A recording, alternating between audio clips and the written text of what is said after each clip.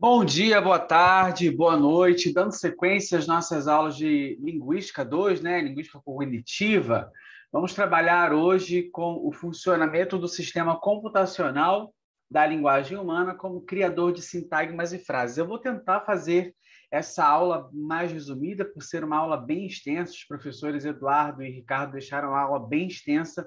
Eu vou tentar enxugar o máximo que eu conseguir aqui, mas já se prepare para uma aula longa. Tá? Como a gente sabe, o sistema computacional é somente um dentre os diversos componentes da linguagem humana, né? Deixa eu aumentar aqui um pouquinho, da linguagem humana.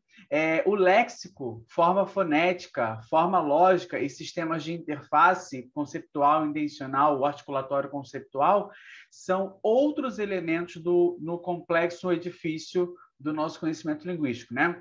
Cada um deles é responsável por uma determinada fração no conjunto de habilidades que compõe a nossa cognição linguística.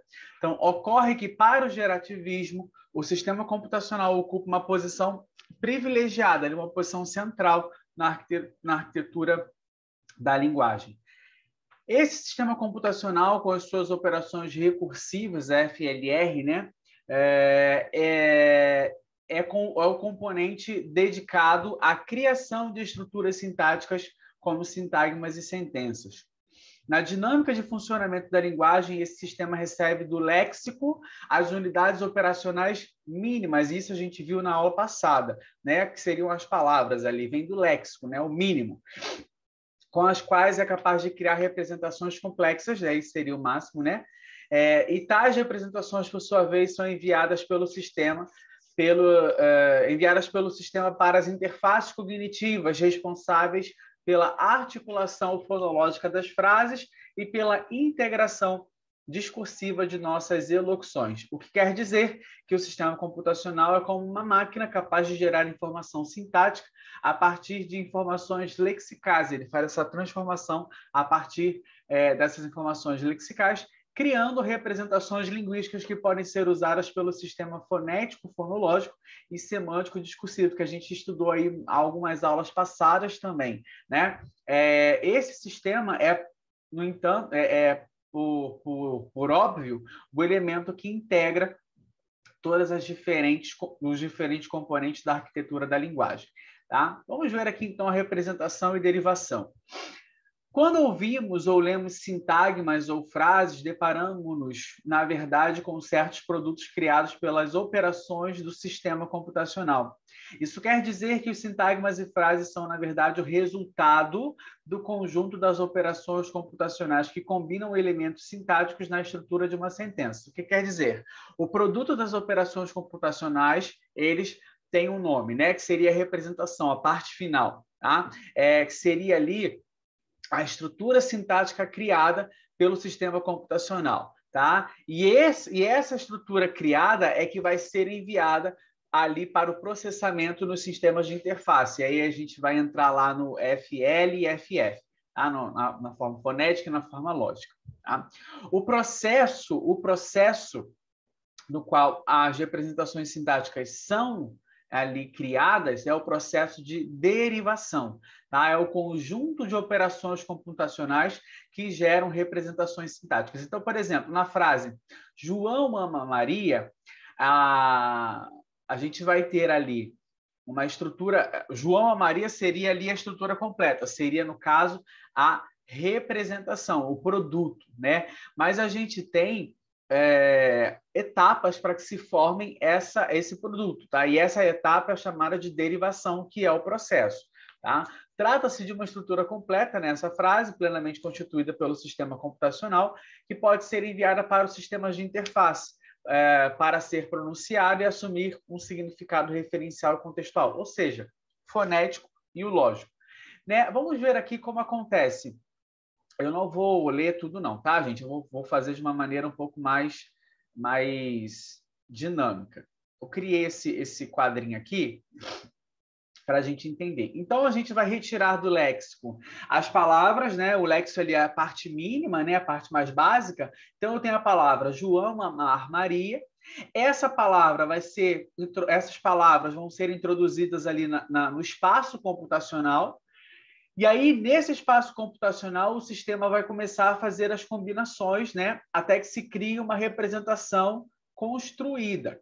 Então, o sistema vai combinar Amar com Maria. Lembra que é binário? Lembra que é binário? Amar, Maria. Quando ele pega esse Amar e Maria, ele faz esse merge, ele faz essa combinação. E aí eu tenho o sintagma Amar Maria. E aí eu vou pegar a outra palavra, João, e eu vou juntar João com Amar Maria. Vou fazer um outro merge. E aí eu vou ter o sintagma João Amar Maria. Vai ter um processo ali de flexão, e aí esse amar vai ser transformado em ama, porque eu estou querendo dizer no presente. Então, João ama Maria, que seria ali o produto, a representação. Tudo isso que acontece é a derivação, é o processo, e o resultado final é o produto, é a representação. Eu espero que isso tenha ficado claro. Nas propostas teóricas mais recentemente formuladas por Chomsky, né, o conhecimento sintático humano é interpretado como eminentemente derivacional ou pouco representacional. Com efeito, o programa minimalista chomskiano, que é a fase atual da teoria dos princípios e parâmetros gerativistas, sustenta que só existem dois tipos de representação sintática, pi e lambda. Pi a parte fonética e o lambda para a parte ali cognitiva, para a parte lógica, que é o que acontece, né? Ele vai pegar a representação e vai fazer uma bifurcação, a parte fonética e a parte lógica, tá? Porém, outras abordagens gerativistas podem assumir uma feição mais representacional e menos derivacional para a faculdade da linguagem, né? E até mesmo Chomsky defendia isso nos primeiros anos da linguística gerativista, com a estrutura profunda e a estrutura superficial. A estrutura profunda era descrita como aquela em que as informações semânticas básicas do léxico seriam representadas, tais como a saturação de argumentos e a atribuição de papéis temáticos. Sobre essa estrutura, o sistema computacional, então chamado simplesmente de sintaxe, ele aplicaria diversas operações, como apagamento, substituição e deslocamento, as quais produziriam uma nova representação à estrutura superficial. Essa estrutura superficial seria, então, enviada para a função fonética e a função lógica para sofrer ali as novas modificações antes da pronúncia e da interpretação final.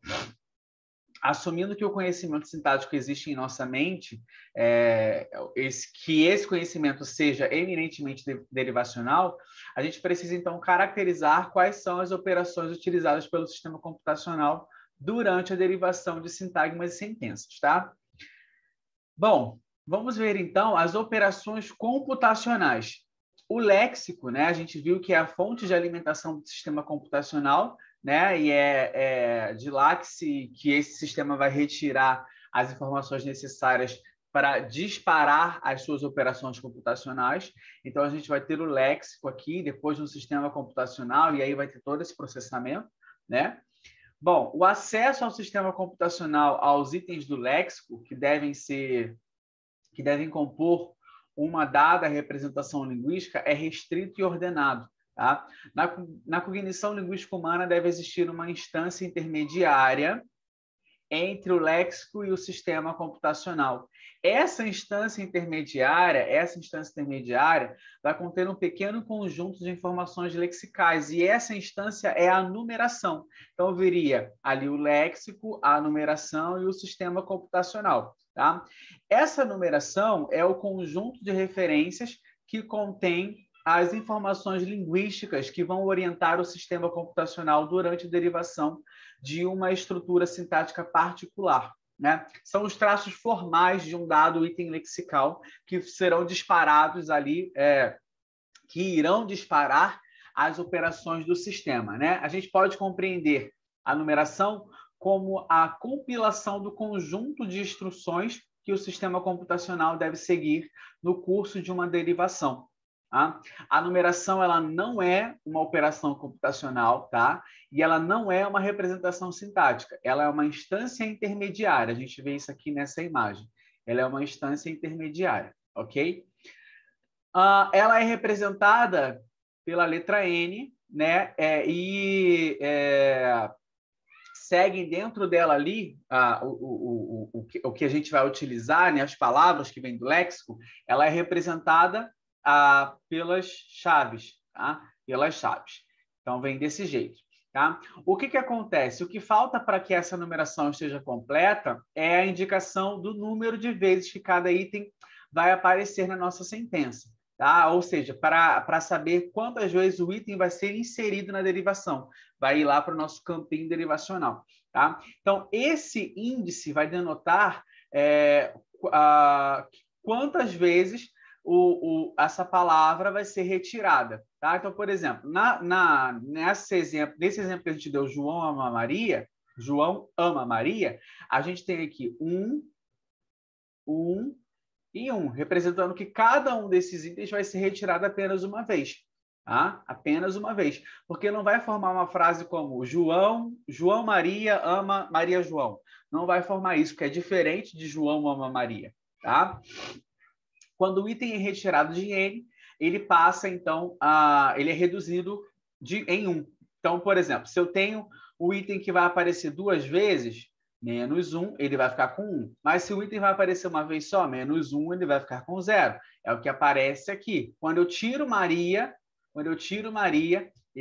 ela vai ficar representando 0. Quando eu tirar o verbo amar, vai representar com 0. Quando eu colocar João, vai ficar com 0. E assim por diante. E aí, o que acontece? Quando eu tiro Maria, ela vem aqui, então, para o meu espaço derivacional e ela começa a ser representada com 0.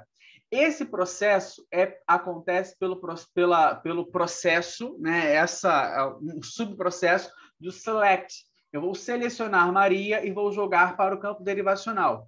Depois que eu coloquei Maria no campo derivacional, eu vou agora selecionar de novo o ama, que está aqui. Aí eu selecionei o ama, joguei para o espaço derivacional. Ele era 1, vai ser transformado em 0. E aí, aqui no meu espaço derivacional, vai acontecer um outro movimento, que é o merge, que é a combinação.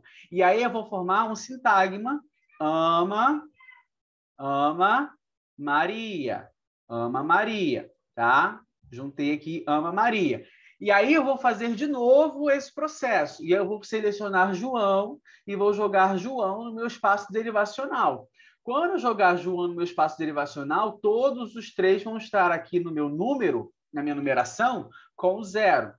Quando eu juntei ama Maria e que ficou ama Maria, eu fiz um merge, né? Eu formei esse sintagma ama Maria, né? Fiz esse sintagma. E agora eu vou fazer um novo merge com o João. Então vai ficar João ama Maria. E aí eu vou formar, é isso que está acontecendo aqui, tá? Esse merge, essa combinação aqui. Eu vou formar agora um novo sintagma. E esse novo sintagma, isso aqui, gente, é o que está aparecendo na imagem, é o que eu estou explicando para vocês, tá? Está aparecendo na imagem, é o que eu estou mostrando para vocês. Vai formar a nossa frase, João ama Maria.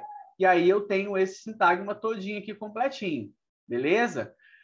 Através do merge. Então, aqui eu mostrei duas etapas, o select e o merge. Tá? Nesse momento, a nossa representação João ama Maria está basicamente formada. Né?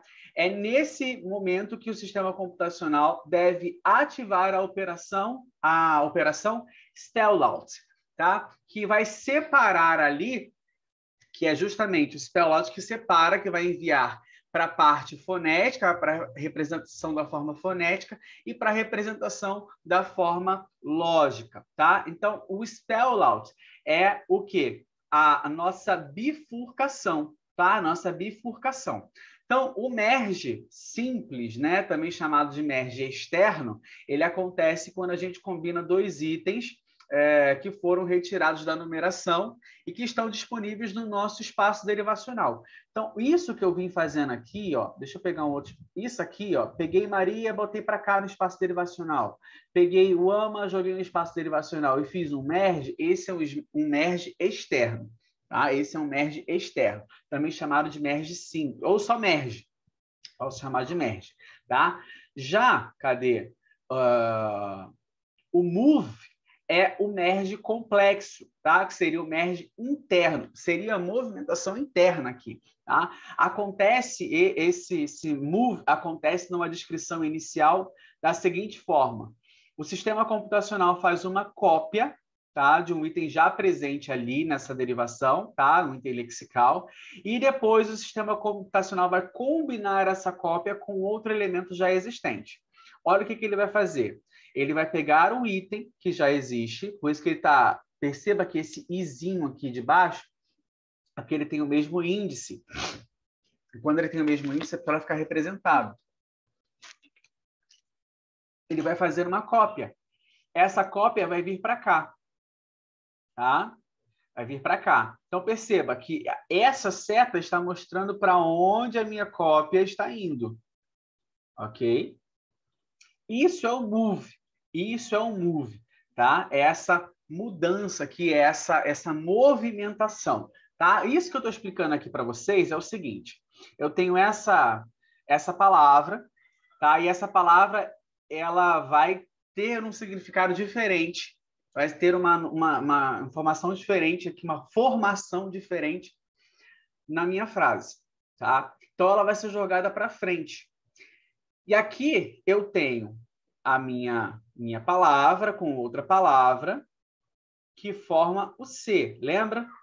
A mais B formando C. Esse C vai ser unido à minha cópia B e vai formar o D. Tá? E aí, depois que eu fizer isso, esse Bzinho que estava aqui na minha estrutura, ele é apagado. A gente vai entender como é que faz isso aqui. Tá? Então, vamos supor aqui na frase: João leu que livro? João leu que livro?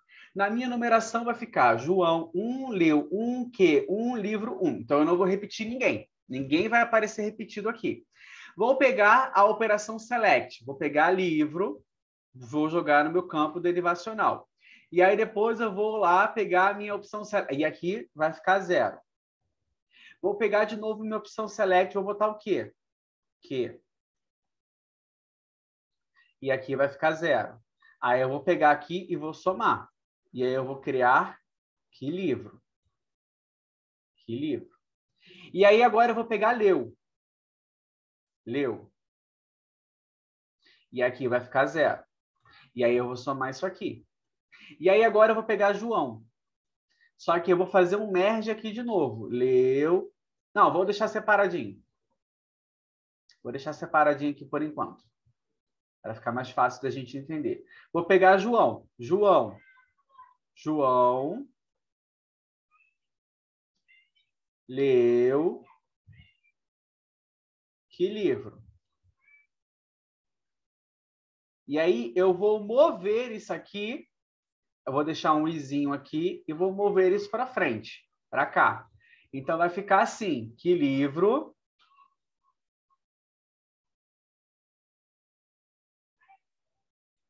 João leu, aqui tem um izinho, né? Que livro? Fecho aqui, fecho aqui, fecho aqui, fecho aqui, tá? Beleza. E aqui eu tenho o izinho. Perceba que isso aqui é a cópia disso aqui. Vai chegar numa hora que isso aqui vai ser apagado e vou ter essa estrutura, tá? Mas essa é a movimentação. Ah, mas por que você fez assim? Aqui está assim. Eu fiz em linha e aqui o professor foi fazendo, subindo.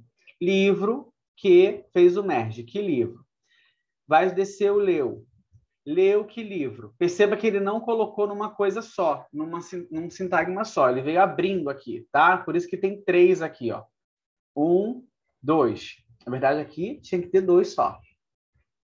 Aqui era para ter só 2. Se ele abriu 2, tem que ter 2. Tá?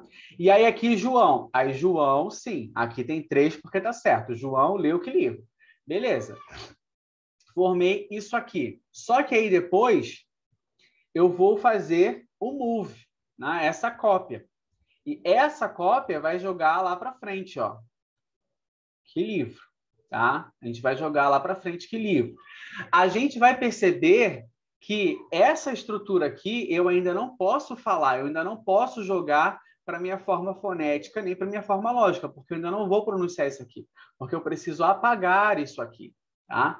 E essa forma de apagar, deixa eu já adiantar um pouquinho aqui para vocês, essa forma de apagar, cadê?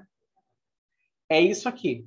Eu vou apenas riscar, vou dar 2 riscos. Vou fazer aqui, a gente chama de taxado.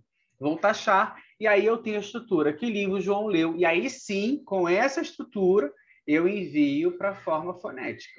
Tá? Mas a gente vai chegar nessa parte, porque eu já quis adiantar um pouquinho. Bom, beleza. Eu espero que isso aqui tenha ficado claro, essas etapas. Uma derivação, vamos ver a derivação por fase, né? Uma derivação compreendida como um conjunto de computações é alimentada pelos traços lexicais compilados numa dada numeração. Essa derivação aplicará operações, né? Select, merge, move, até um ponto que será dividida em 2, né? E aí essa divisão é feita pelo spell out, tá? Que aí vai para a forma fonética ou forma lógica. Isso aí eu já expliquei lá em cima, tá? Em termos derivacionais, uma fase é um SC ou um SV. Esse SC aqui é aquele complementar, né? E esse SV seria do verbo, né? Uma proposição completa com a sua forma ilocucionária, devidamente marcada no SC, ou uma estrutura de predicação completa com um verbo e a sua respectiva estrutura argumental devidamente saturada no SV. Então, quando eu tenho um SV, é o V. Lembra da árvore que a gente estudou na aula passada? É o V que pode virar um V barra e vai virar um SV. E eu posso ter um C, né, ali uma conjunção, um complemento, etc. e tal, que vai virar um SC, complementar. É isso que eu estou explicando aqui. Tá? Isso significa que uma derivação é enviada para FF, forma fonética e formológica, tão logo um SV tenha sido saturado com seus argumentos ou tão logo que um SC tenha sido representado. Quando ele chega na sua forma máxima. Quando ele chega na sua forma máxima, o spell out é ativado e faz essa bifurcação. Tá? Uma representação como João Maria é enviada para as interfaces assim que João sofre o merge com SV ama Maria, pois é nesse momento que a estrutura argumental plenamente saturada é construída. Pronto. Tá? Da mesma forma que a representação que livro o João leu é enviada por spell out depois que acontece ali o move e o taxamento ali da minha repetição, tá? Quando eu tenho ali o que livro, João leu que livro, eu fiz ali o move, fiz a minha cópia, apago o que era o inicial e aí eu consigo mandar para o spell out. Por quê? Porque nessa movimentação eu tenho ali uma força ilocucionária interrogativa, tá? Quando eu construo essa força locucionária interrogativa, quando eu construo isso e apago o que fica sobrando, eu consigo mandar ali para o meu o spell out faz essa divisão para a forma fonética e para a forma lógica, tá? A noção de fase provoca uma reformulação do conceito de numeração, tá? Para que a operação select possa inserir itens lexicais numa fase correta, estes itens devem estar organizados dentro de elementos que irão compor uma dada fase e não outra, numa derivação específica. Por exemplo, imagine uma representação sintática como Paulo acha que João está feliz. Como é que o sistema computacional poderia saber que Paulo deve ser combinado com acha e não com está feliz? Ao mesmo tempo que João deve combinar com está feliz e não com acha. Então, o sistema ele vai saber disso, porque Paulo vai estar arranjado na numeração no mesmo grupo que achar e João vai estar ali no grupo feliz. É isso aqui, ó. Paulo acha que João está feliz. É a minha representação, tá? Mas eu tenho um grupo. Acha Paulo que João está feliz. Então, perceba, João está aqui nesse grupo do está feliz e Paulo está aqui no grupo do achar. Tá? Então, é isso. A segunda numeração encontra-se organizada em 2 grupos correspondentes às 2 fases em que a derivação deverá ser computada. Cada grupo desses é iniciado por um núcleo V, tá? Que seria ali o núcleo principal, o predicador aqui no caso, né? Cadê? Me perdi. Cada grupo desses é iniciado por um núcleo de sua fase, o núcleo V, SV ou C, no caso desse segundo aqui, do Q, né? Logo, podemos dizer que a segunda numeração está organizada em subarranjo. Aqui é um arranjo, aqui é um subarranjo. Tá? E é justamente esse subarranjo que permitirá ao sistema identificar corretamente que item deve ser inserido em qual fase da derivação. Então, é aqui no subarranjo, é a partir do subarranjo... Opa, apaguei que não deveria. É a partir do subarranjo que eu vou utilizar aqui para sacar. Ó, eu vou selecionar feliz, aí vai apagar. Vou selecionar está, vai apagar, faço um merge. Vou selecionar João, vai apagar, faço um merge. Vou pegar o que, vou selecionar, faço um merge. E por aí vai, tá? Bom, a segunda numeração encontra-se organizada em dois grupos correspondentes. Isso aqui foi o que eu... já acabei de explicar.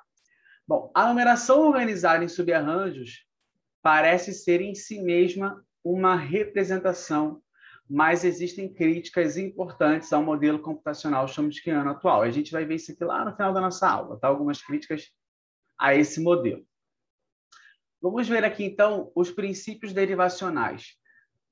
O princípio da interpretação plena é, por assim dizer, o agente regulador do sistema computacional. Tá? Segundo esse princípio, o sistema deve gerar representações que possam ser lidas nas interfaces da linguagem, isto é, as derivações do sistema devem cumprir a condição de gerar representações que possam ser acessadas e usadas pelo sistema articulatório perceptual e pelo sistema conceptual intencional. É como se os sistemas de interface tivessem de dar uma espécie de veredito para cada representação gerada pelo sistema computacional. Uma derivação é convergente quando ela produz uma representação que é licenciada pelas duas interfaces da linguagem. Tá? Ou seja, uma derivação é convergente quando tem um veredito positivo, quando tanto o sistema articulatório, né, a parte do fonética, quanto o sistema conceitual, a parte lógica, conseguem acessar e usar a sua respectiva representação. Isso a gente viu também em aulas passadas. Tá? Então, por exemplo, nós vimos que a aplicação da operação move envolve a cópia de um dado constituinte presente na derivação e o respectivo merge dessa cópia com outro elemento no espaço derivacional. Após a aplicação de move, haverá, portanto, duas ocorrências do constituinte copiado, tal como já analisamos no exemplo anterior que aqui reproduzimos. Ó, que livro João leu, que livro? Então, é exatamente isso aqui. Ó. Eu tenho o move, que é a cópia, né? E também aqui... Cadê? Deixa eu ler de novo aqui. Vimos que a aplicação da operação move envolve a cópia de um dado constituinte presente na derivação e o respectivo merge dessa cópia com outro elemento no espaço. Ah, sim, porque até então, o que livro estava ligado a leu. Quando eu faço o move, ele passa a estar ligado a João, ok? E aí é isso que está querendo dizer. Essa derivação com a pronúncia repetida do item que livro seria considerada não convergente, porque eu teria esse crash aqui, tá? Porque eu tenho essa repetição. Então, o sistema computacional ele vai modificar isso, né? Vai modificar essa representação e vai taxar isso aqui, vai apagar isso aqui justamente para que eu tenha a sentença, tá? Que livro João leu. Essa representação indica que livro só será pronunciado uma única vez, pois somente a cópia no início da frase poderá ser realizada foneticamente, sendo a última silenciada. Com essa operação apagar cópia, a nossa derivação poderá ser acessada e utilizada por ambos os sistemas de interface, o fonético e o lógico, e será considerada convergente, de acordo com o princípio da interpretação plena. O princípio da interpretação plena não é a única condição imposta ao funcionamento do sistema computacional. Também as condições de economia computacional devem ser levadas em consideração para o licenciamento de uma derivação sintática. Tá? O linguista Juan Uriagereka, não sei a pronúncia disso aqui, Uriagereka, não sei, tá? Ele é da Universidade de Maryland. Ele publica ali em 1999 um artigo falando sobre o minimalismo, tá? E ele divide o minimalismo ontológico e o minimalismo metodológico. Para a gente vai importar o ontológico, tá? Que diz que a faculdade da linguagem é em si mesma simples, econômica, rápida e não redundante. Então, ela vai sempre procurar ali a forma mais fácil de ser feita, vamos colocar assim. Tá? Vamos direto aqui. A partir do minimalismo ontológico, poderemos prever que certas operações computacionais serão mais ou menos ativadas pelos sistemas conforme provoquem ou não mais complexidade durante uma derivação. Por exemplo, sabemos que a operação move é computacionalmente muito mais complexa do que merge. Sendo assim, podemos prever que a operação merge será preferível à operação move sempre que possível. Ou seja, o move seria ali a última opção nesse caso, tá? Então, a gente pensa aqui, vamos imaginar que a gente tem a numeração. Maria parece estar triste. A gente já viu que já usou todo mundo e todo mundo só vai ser usado uma vez. Parece Maria estar triste, né? A gente tem essa derivação aqui. Por que está colocando esse parece aqui na frente? Porque esse aqui é o núcleo, tá? O núcleo vem aqui na frente, nessa formatação, tá? Essa derivação, no momento em que se encontra, ainda não seria convergente, tá? Logo, não poderia ser enviada para as interfaces, ou seja, o spell-out ainda não seria ativado. Para licenciar isso, o sistema vai realizar duas operações. A primeira, retirar o item Maria dessa posição, tá?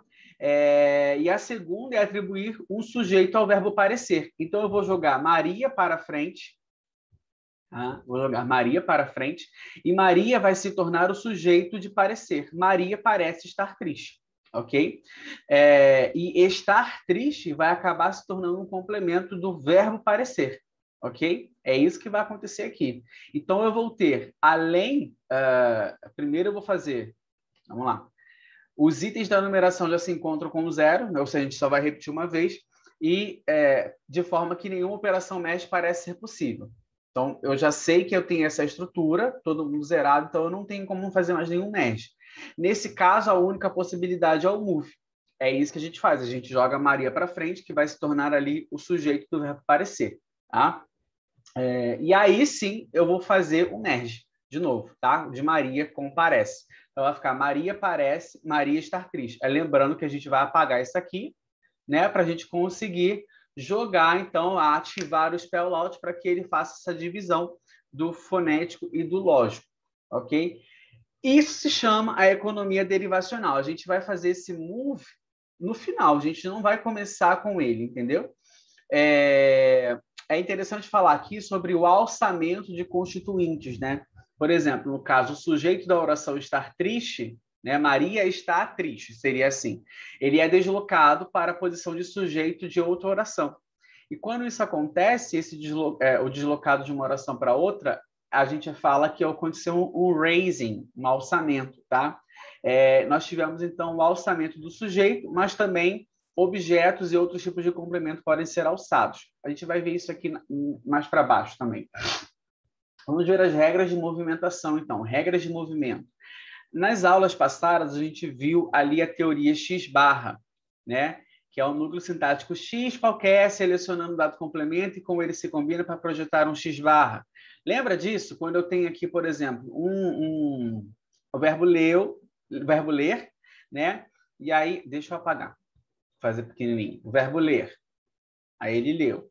E eu tenho um complemento aqui, né? Ele vai virar um Vzinho e vai juntar para cá, leu o livro. E aí aqui o livro é o SN, né? E aqui eu vou ter um outro V barra que vai juntar com o ele.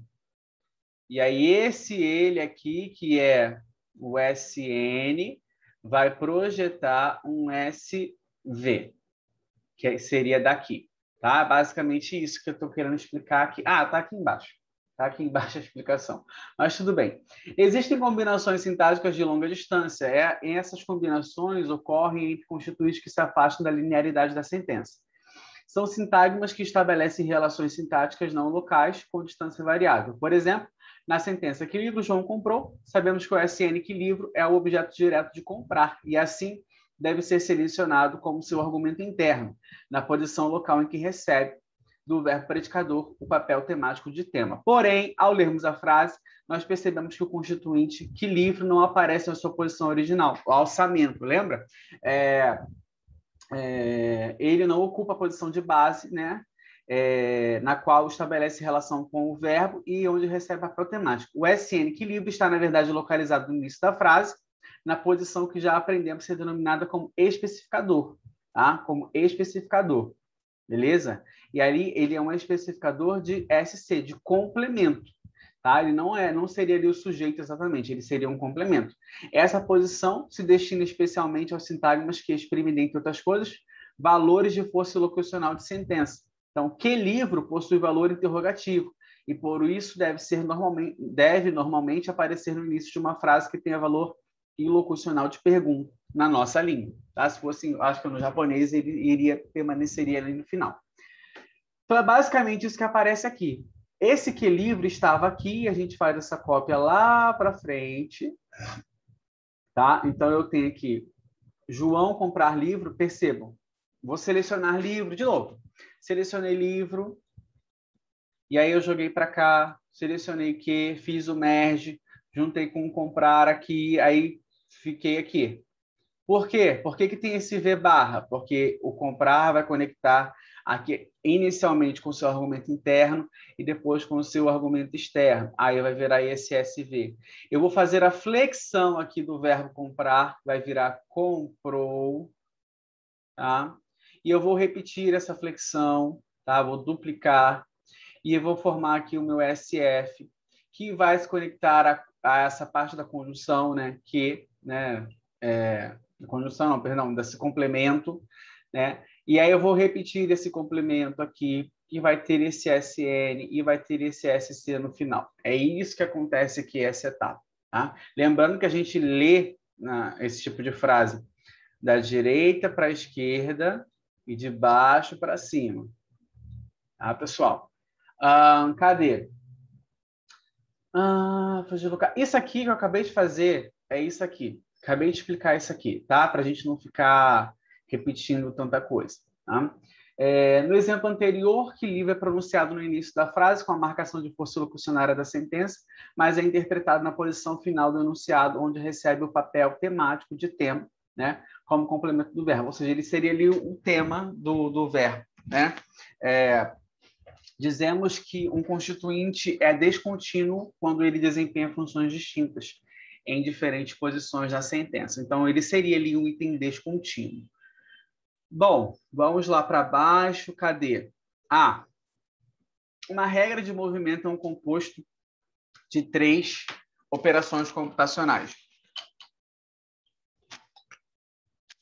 Copiar, combinar e apagar. Na verdade, combinar, copiar e apagar. Tá? A cadeia nos permite interpretar que as cópias nelas presentes constituem na verdade, um único objeto sintático que se apresenta distribuído descontinuamente na sentença. Então, aqui nesse meu exemplo genérico, eu tenho eu posso representar por SX barra, X barra ou T, tá? De cópia. Tá? Cópia apagada. Beleza? Aqui é SX, gente, mas, por exemplo, lá no livro, seria o que livro? Eu posso dar o taxado ou colocar um T, tá? Bom, a cópia mais alta da cadeia vai ser chamada de cabeça. Cabeça, pé ou cauda, se eu não me engano. Pé ou cauda, tá? A cópia mais alta da cadeia, chamada de cabeça, recebe a interpretação interrogativa de força locucionária da sentença, enquanto a cópia mais baixa recebe papel temático, né? O tema do verbo comprar. É isso que a gente estava falando lá de cima também, do que livro João comprou.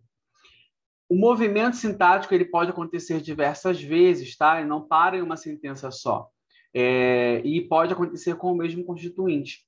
Tá? A operação move pode mover um sintagma para uma posição e de lá movê-lo para outra tantas vezes quantas forem necessárias. Então, o que a gente vê aqui, ó, que livro João estava lendo? Eu tenho que livro, né?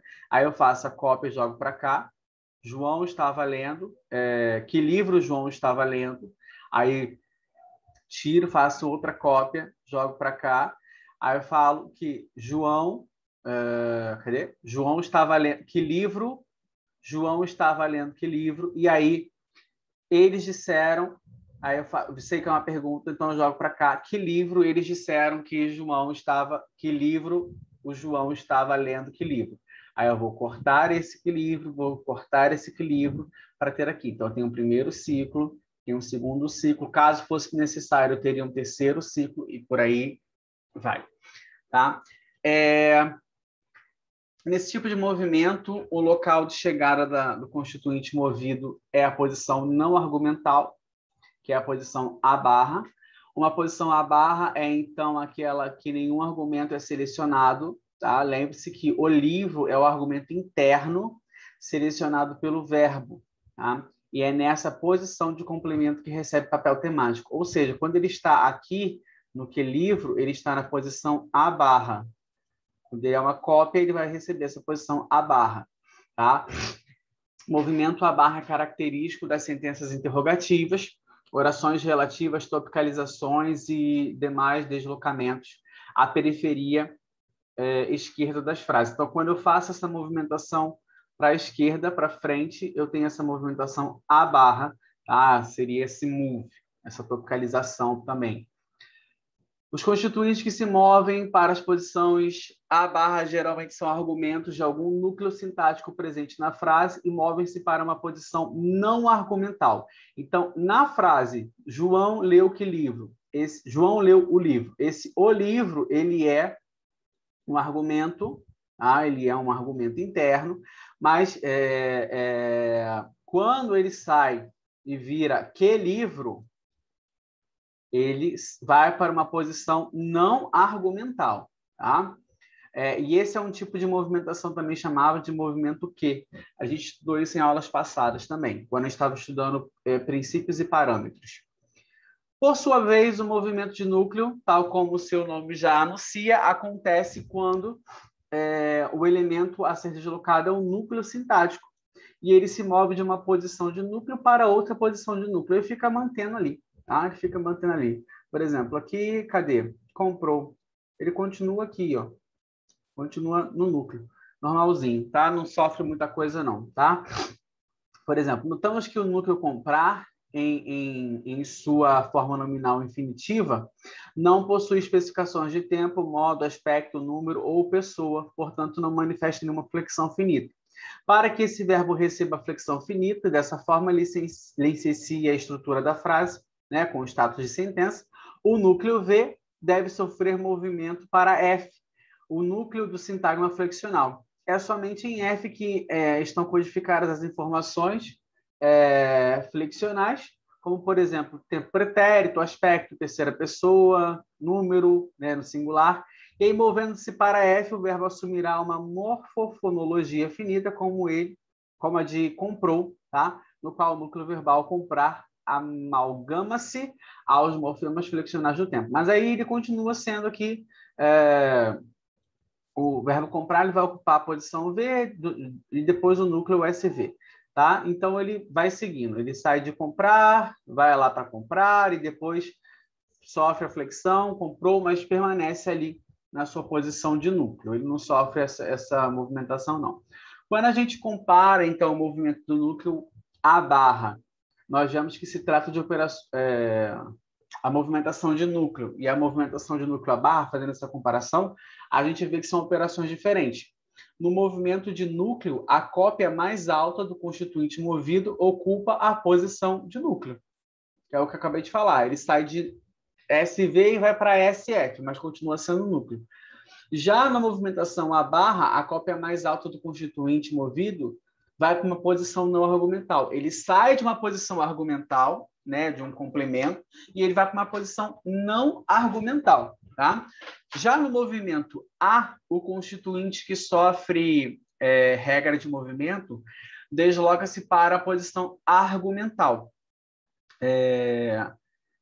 No caso, essa posição é a de especificador do sintagma flexional. É a posição do sujeito de uma sentença. Tal posição é argumental, mas não é temática. É o que acontece com o João.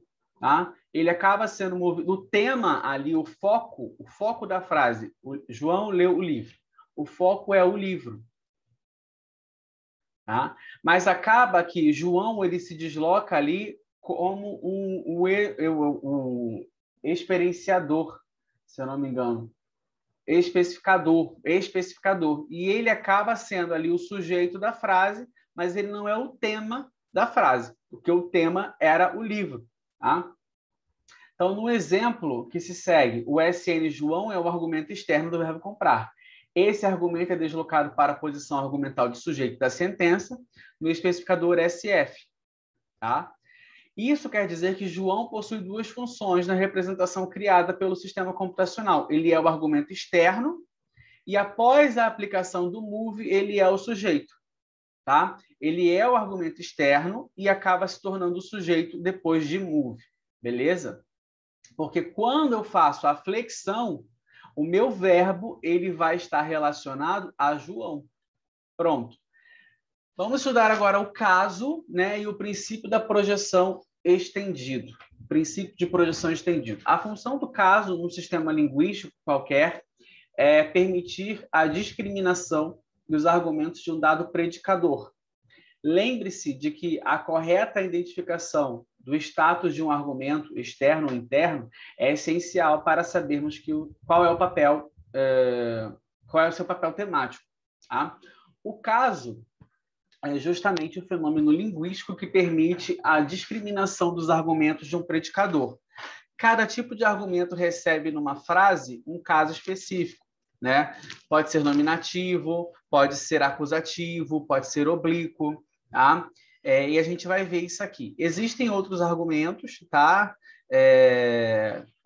Cadê aqui? Existem outros argumentos, mas a gente vai trabalhar só com esses três. Existe o ablativo, absolutivo, acusativo, dativo, ergativo, genitivo, locativo, nominativo, oblíquo, partitivo e vocativo. Mas a gente vai trabalhar com nominativo, acusativo e oblíquo. O nominativo é o caso que identifica o sujeito da sentença, tá? Que tipicamente será o argumento externo do predicador de uma dada frase. Por sua vez, o acusativo indica o objeto direto da sentença, tá? Que é o argumento interno, né, SN, de um predicador. E o oblíquo indica o caso do complemento preposicionado de um predicador. Pode ser objeto indireto ou um complemento nominal. Tá? Então, a gente se pergunta, né, como é que o sistema computacional vai sinalizar o caso, né, morfológico ou abstrato a ser identificado nas expressões nominais. Para os argumentos internos, a posição de identificação de caso vai coincidir com a posição da atribuição do papel temático. Ou seja, o acusativo é identificado na posição de complemento, do lado direito, e enquanto o oblíquo se torna visível na posição de complemento de P. Tá? Complemento de P. Note que esse sistema de identificação mantém-se o mesmo ainda que ocorra a aplicação do move, tá? Já que a existência de uma cadeia permite o licenciamento do papel temático e do caso de um constituinte que tenha sofrido regra de movimento.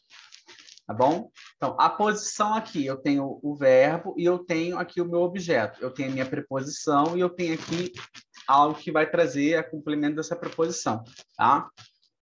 Então, isso aqui vai vir nessa posição aqui, beleza? A posição de licenciamento de caso é para os argumentos internos,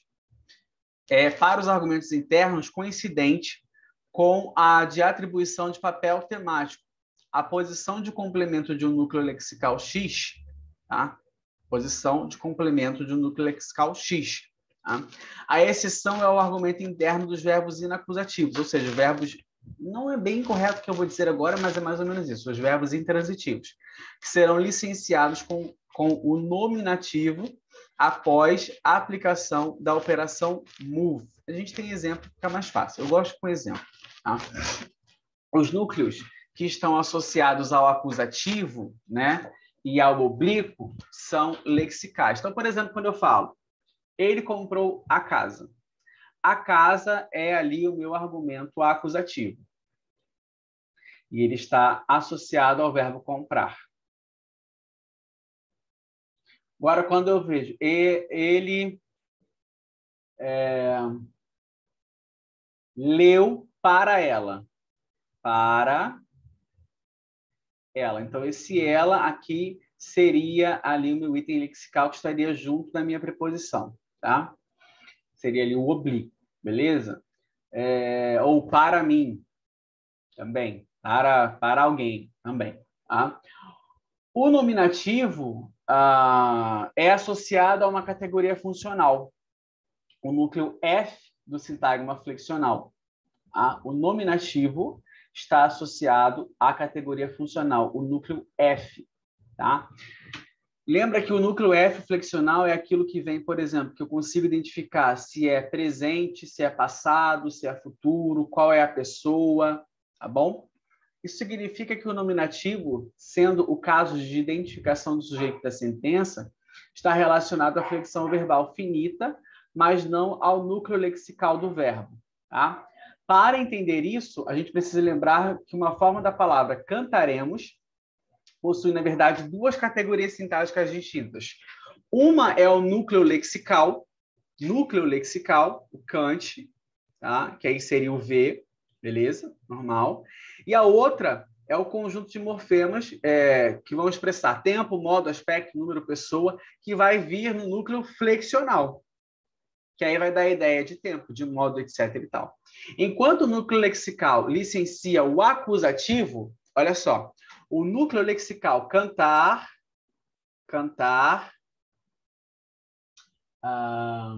não, esse cantar não está funcionando para mim. Deixa eu pensar aqui, comprar a casa. Desculpem a letra, gente.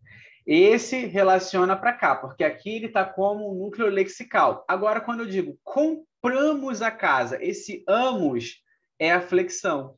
E aí me traz a ideia do meu sujeito, nós. Tá? É isso que está querendo dizer aqui. Então, o flexional traz ali, licencia o nominativo do especificador. Tá? O nós, o eles, os nomes, enfim. Tá? Então, aqui, flexional traz o nominativo de especificador, por isso está à esquerda. A identificação do nominativo é, portanto, uma propriedade da sentença e não da camada lexical de uma frase. Para ser identificado com o caso nominativo, um SN deve sofrer a regra de movimento para o especificador de SF, pois é somente nessa posição funcional que o caso do sujeito da sentença pode ser identificado. É o que acontece na frase assim. Ó. Eu botei aqui embaixo. Na frase que está aqui embaixo. Quando eu digo João, que livro João comprou? E aí eu sei que isso que vem da frase João comprou que livro? Esse que livro antes era acusativo. Eu fiz o move, eu fiz a cópia, ele foi lá para frente. Tá? Tava, João... Deixa eu escrever aqui. Vamos apagar isso aqui? Botar aqui como é que ficaria, né? Tava assim. João comprar que livro? E aí vai ficar que livro João comprar que livro? Eu não estou botando nada de colchete nem nada. Estou fazendo diretão aqui. Tá errado a forma que eu estou fazendo, mas só para a gente entender. Que livro João comprar... E aí vai sair o riscado. Que livro riscado? Aí eu já apaguei. Então vai ficar que livro João comprou. Então, beleza. Essa parte aqui, isso aqui, é acusativo. Acusativo. Aqui eu fiz o move, a cópia. Aí eu apaguei a cópia. Apaguei a cópia. Aqui eu fiz a flexão. Flexão. Aqui é o meu nominativo. Nominativo. Ah, nominativo. E esse que livro aqui, ele é não argumental, porque ele está numa posição não argumental. Pronto, é isso. Tá? Deixa eu ver se aparece aqui para vocês. Ah, não aparece tudo, não. Mas tudo bem. Então, tipicamente, são argumentos externos de um predicador que são movidos para a posição de especificador de F, de modo a serem licenciados com o caso nominativo. Apesar disso, o mesmo acontece com o argumento interno dos verbos inacusativos. Vamos lembrar mais ou menos intransitivos, tá? Numa frase como o livro chegou, o SN livro é licenciado como nominativo, mas é o argumento interno do verbo inacusativo chegar. Então, é chegar o livro. E aí eu vou fazer essa movimentação, apago, e o livro, que era ali um argumento interno, ele acaba se tornando um argumento externo nominativo. Tá? Ao invés de sai de acusativo e passa a ser nominativo. Podemos, então, deduzir que o livro deve ser movido da posição de complemento de V para especificador. Eu acabei de explicar isso. Né? Pode ser que um argumento de um predicador seja licenciado com um caso numa oração diferente daquela em que é gerado, junto a outro predicador. Quando isso acontece, dizemos haver uma marcação excepcional, tá? De caso. É o exemplo do mim, mas eu não vou me prender a isso aqui. O material está aqui, gente. Dá um print, baixa o material aqui, faz uma leitura. Que é o que a gente usa errado, muita gente fala errado, né? Ah, ele me deu. Né? Cadê uma frase que usou aqui? Cadê? Ele pediu para mim sair, quando o correto seria para eu sair. Então, isso aqui é um exemplo dessa marcação excepcional. Tá? É importante ressaltarmos também que, no caso dos verbos que não selecionam argumentos, né, como os meteorológicos, como chover, nevar, o sistema computacional vai licenciar também um sujeito com o caso nominativo. Seria ali uma... como é que se chama? Uma expressão funcional, né? um expletivo nulo. Tá? Isso quer dizer que, independente da propriedade lexical manifestada numa sentença, o caso dominativo associado ao sujeito no interior do sintagma flexional sempre deve ser identificado. E essa obrigatoriedade aqui, a gente vê aqui, ó, dentro das categorias vazias. Cadê? Cadê? Ai.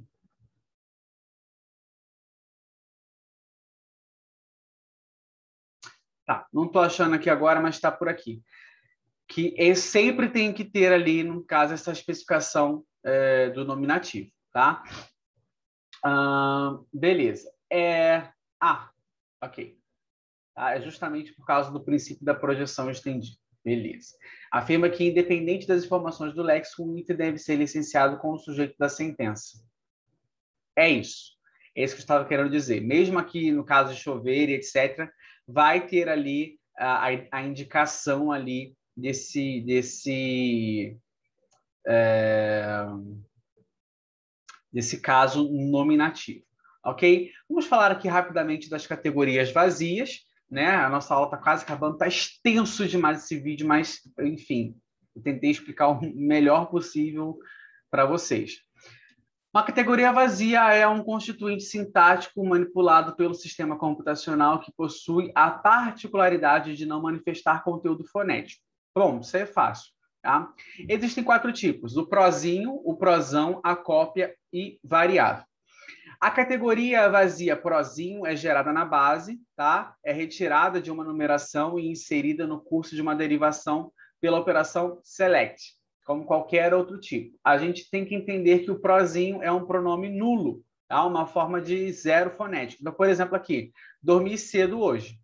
Dormi cedo hoje. Quer dizer que eu dormi cedo hoje. Então, tem um prozinho ali do eu, tá? Quando eu digo, você viu o jogo? E eu respondo, eu não vi. Eu não vi. Então, eu fiz um prozinho ali do objeto. Eu não vi o quê? O jogo, tá? Então, é completamente possível. Já o comportamento sintático do prosão é diferente. Porque o prosão, por exemplo, aqui, ó, João prometeu estudar a matéria. Esse prosão que está omitindo ali, está omitindo que vai estudar a matéria, que ele vai estudar a matéria. Olha só, tá? Então, deve ser selecionado da numeração que alimenta uma derivação a ser combinado, né? Porém, ele não é licenciado com o caso, tá? O prosão é um argumento externo de estudar, tá? Então, é licenciado com o papel temático de experienciador. Por isso que, ó, João prometeu que ele vai estudar a matéria. Busca lá o experienciador, ok? É justamente essa flexão finita que licencia ali a flexão, no caso nominativo do sujeito da sentença, tá? Então, o prosão é o único tipo de argumento pronominal que pode figurar uma representação sintática sem ser identificado com algum caso. É o único. Tá? Então, por exemplo, se eu dissesse João prometeu ele estudar a matéria, isso está gramatical. Por que está gramatical? Né? Porque ele não é identificado com nenhum caso. Tá? Para licenciar ali a frase, né, para estar correto, a gente tem que atribuir alguma flexão do verbo, tá? Do verbo estudar. Então, o que eu vou colocar? Que ele vai estudar. Perceba que eu adiciono ali uma conjunção integrante, né? E eu adiciono também, eu faço ali agora a flexão do verbo para que possa tornar essa frase gramatical, tá? Nessa frase, o verbo auxiliar flexionado vai oferece a flexão que licencia o caso dominativo ao pronome ele, o que torna a derivação convergente. Tá? Prosão é uma categoria vazia gerada na base que recebe papel temático, mas não é identificado com o caso. Então, ele busca o especificador, ele busca externo, busca de fora. Tá? A terceira categoria vazia é a cópia, né? A gente já viu como é que é feita essa cópia, né? Porque eu vou copiar um item, depois eu vou fazer esse apagamento, e ela pode ser marcada, lembra, pela letra T, né? A especificidade dessa categoria vazia está no fato dela ser gerada no curso de uma derivação, né? Ou seja, no processo, tá? É uma cópia gerada pelo movimento, tá? É uma cópia gerada ali pela operação move. Então, por exemplo, aqui, João vai estudar a matéria. Esse Tzinho aqui, vai João estudar a matéria. Eu fiz a cópia aqui, ó, João para frente, tá? Antes de fazer a flexão, eu fiz a cópia do João, joguei João para frente, tá? E aí sim eu fiz a flexão e coloquei aqui a flexão vai estudar, tá? Então eu trabalhei ali tanto a parte vazia de cópia quanto do prosão, tá? Essa definição nos levará a identificar na cópia propriedades semelhantes às de prosão, já que ela possui papel temático estabelecido na posição de argumento de um predicador, mas não é identificada no caso, tá? No exemplo, podemos ver que a cópia T é o argumento externo de estudar, licenciado com papel temático de experienciador. Estudar não apresenta flexão finita, sendo assim, não possui elemento F, ou seja, flexional, que possa licenciar o nominativo. É por isso que João foi movido para SF, né, para frente, lá para a parte flexional, numa posição em que é identificado com o caso satisfaz o traço EPP, ou seja, tem que ter ali um nominativo. Tá? Por fim, a gente tem ali a vazia variável, que é também um tipo de cópia, mas possui especificidade de ser uma cópia de um constituinte movido para uma posição não argumental. E é justamente o que aconteceu lá no início com que livro João comprou, que livro João leu. Tá? Aquele que livro seria a nossa cópia vazia variável. Tá? Então, a gente consegue identificar que a TI, né, como uma cópia, né, já que se refere ao constituinte João, que foi movido para uma posição argumental. O fato novo é a ocorrência do TJ, né? Que é a cópia do sintagma quimatéria, né? Que foi movido para uma posição não argumental. Ele sai de tema e passa para uma posição não argumental. Aí ele sai de um argumento interno e vai para uma posição não argumental, né?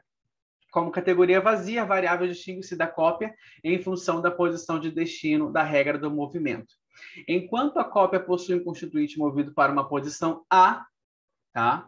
Posição A variável possui um constituinte movido para a posição A barra. A quer dizer o quê? Que vai para uma posição nominativa, né, nominal, e A barra para uma posição não argumental, tá? Não argumental. Então, o prozinho é o equivalente a um pronome pessoal nulo e assim não precisa ter obrigatoriamente um antecedente. Tá? Trata-se de uma categoria vazia, mais pronominal e menos anafórica. Aqui tem essa explicação. Eu não vou me prender a essa explicação aqui, ok? Enfim, baixem o material para ficar mais fácil. E o prosão é uma categoria vazia, mais pronominal, mais anafórica. Diferença é, o prozinho, ele é pronominal, tá? E ele não busca ninguém. O prosão, ele é pronominal, mas ele busca de fora. Pronto. Ponto. Tá? Já a cópia referente à posição A é não pronominal e é anafórica, porque ela vai trazer, né, vai buscar alguém. E a variável, né, ela é não pronominal e não anafórica, porque ela vai para uma posição não argumental. Tá? Existem críticas ao sistema computacional minimalista, né? As principais críticas, eita, quase não sai, tem a ver com a arquitetura, tem a ver com a ausência de um lugar bem definido para a parte morfológica, né? Existem ali pesquisas que dão mais ênfase a essa parte morfológica, né? Dizem que é mais importante para a arquitetura da linguagem do que o modelo minimalista chomskiano, né? Então, as computações morfológicas aconteceriam numa instância do próprio léxico, de acordo com Chomsky, né? E alguns linguistas não aceitam isso, não concordam com isso. Um outro problema do modelo minimalista de Chomsky é o caráter pouco derivacional, né, atribuído à linguagem, em contradição com a proposta derivacionalista a que o modelo chomskiano se propõe, né? Ele fala ali da numeração, organizada em subarranjos, né, com índices e núcleos de fases devidamente organizados.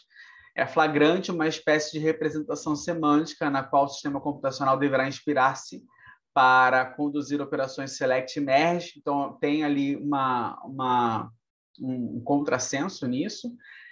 E a crítica também da parte de dizer que é muito fraca a articulação com a psicolinguística, né? Ou seja, a falta de evidências para a realidade psicológica das operações sintáticas, né? E já existem estudos aqui de professoras da PUC que trabalham que defendem a separação e a independência entre a teoria gerativista e a realidade da mente, né? Que é objeto da psicolinguística, né?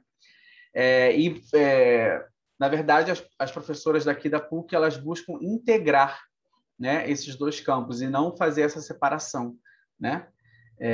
Gente, é isso. Eu sei que foi uma aula muito, muito longa, muito, muito extensa, mas eu espero que vocês tenham entendido e a gente se vê no nosso próximo vídeo.